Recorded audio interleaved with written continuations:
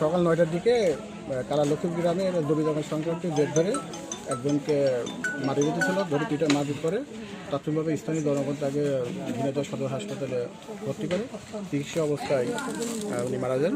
তাৎক্ষণিকভাবে সংবাদে আমরা কালাগ্রামে আসি, এখানে আইন শৃঙ্খলা রক্ষার জন্য আমরা মোতায়েন আছি এবং আইন শৃঙ্খলা রক্ষা করছি। এখন সার্বিক পরিস্থিতি এখন মোটামুটি। পাটুল দাদা রবির শ্বশুর সিরাজ মোল্লা, ওনার জমি আর কি লিজ আকারে চাষ করতো। এখন লিজ আকারে চাষ করার পরে এই পাটুল দাদার কাছে বলেছিল রবি যে আমরা হচ্ছে জমিটা এই বন্ধুত্ব তোমরা যদি নিতে পারো তাহলে অল্প টাইমের ভিতরে 2-4 দিনের ভিতরে 4 লাখ টাকা দিতে হবে, দিতে পারো তাহলে তুমি নিতে পারো। এখন 4 লাখ টাকা তো আর মনে করেন যে সহজ বিষয় না, একটু কঠিনই, 2-4 দিনের ভিতরে সম্ভব হয় না সবার পক্ষে।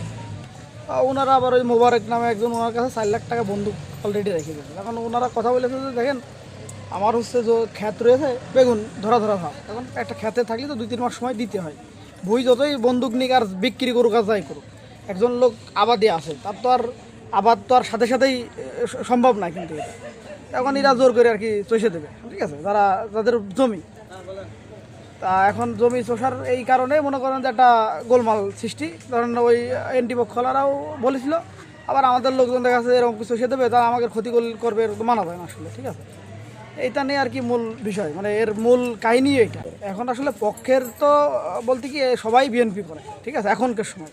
এখন তো আর কেউ আমলিক নাই, সব বিএনপি। ধরেন আপনার ওই সবাই আমরা মোদিজির পক্ষের লোকই, ঠিক আছে, স্থানীয়ভাবে।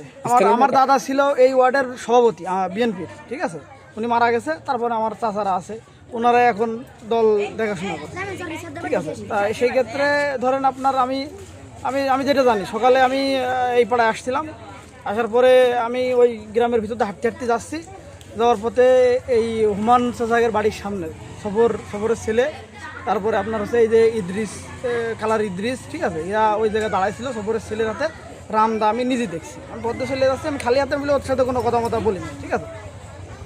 তারপরে যে কিছুক্ষণ পরে শুনি যে এই ঘটনা হয়ে গেছে রামদাতে। সে আমার চাচা এই গ্রামে, মানে ওই পথ যেহেতু বাড়ির পাশ দিয়ে পথ, একটা লোক তো যাবেই, তাই না, ওই যাওয়ার পথে তারা অতর্কিতভাবে হামলা করে তার কুপায়ে এখন সে মারা গেছে।